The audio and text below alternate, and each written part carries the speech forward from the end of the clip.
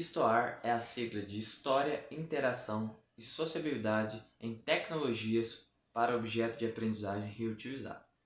O STOAR é um objeto de aprendizagem que atua principalmente em dois problemas identificados no ensino de História: o pouco uso de fontes históricas em sala de aula e também a falta de um espaço interativo entre os alunos para expressarem suas opiniões. O STOAR foi produzido em um software livre e tem formato de página web. E atua principalmente como um repositório de informações e de indicações de atividade para o professor do ensino básico. Foi baseado principalmente a partir de fontes históricas que serão utilizadas no trabalho, oriundas de um jornal chamado Portugal Democrático, o jornal de exilados portugueses que viveram no Brasil no século XX e que expressaram suas opiniões, reivindicando mudanças em Portugal, que passava por um momento de um governo autoritário, e teve grande diversidade política nesse jornal e de funções. As indicações de atividade presentes no STOAR são basicamente duas.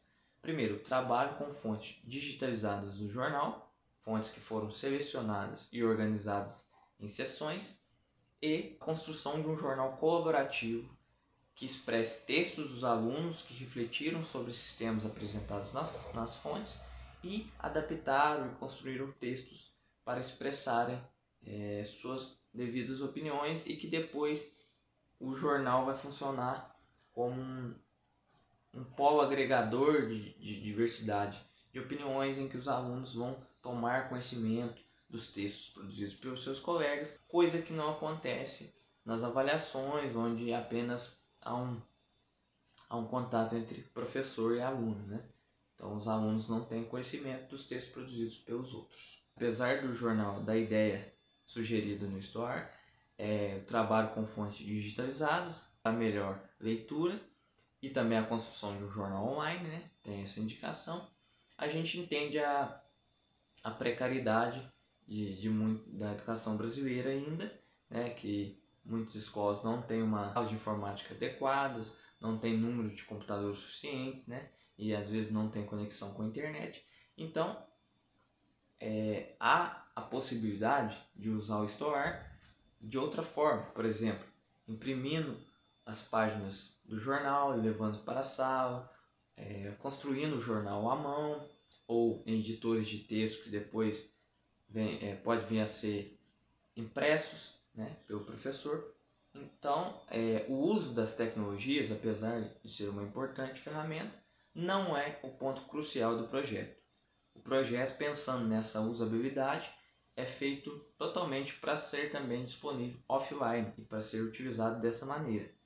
Os pontos negociáveis do projeto são o uso de fontes históricas do Portugal Democrático e a construção de um jornal colaborativo.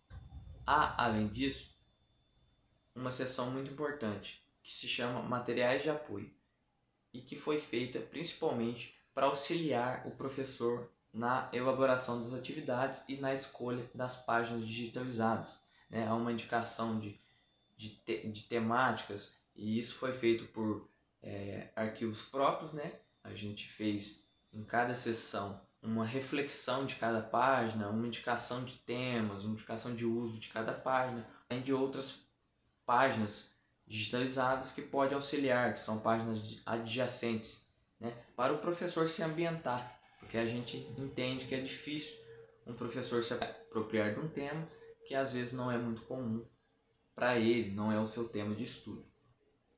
Por fim, como o jornal Portugal Democrático é feito sobretudo por esses portugueses que são intelectuais portugueses, eu trago aqui uma frase, né, um pensamento de um historiador muito importante, que é o Michel Vinocq, que ele vai falar o seguinte: ele vai falar sobre a função dos intelectuais orgânicos, mas no sentido aqui para os educadores.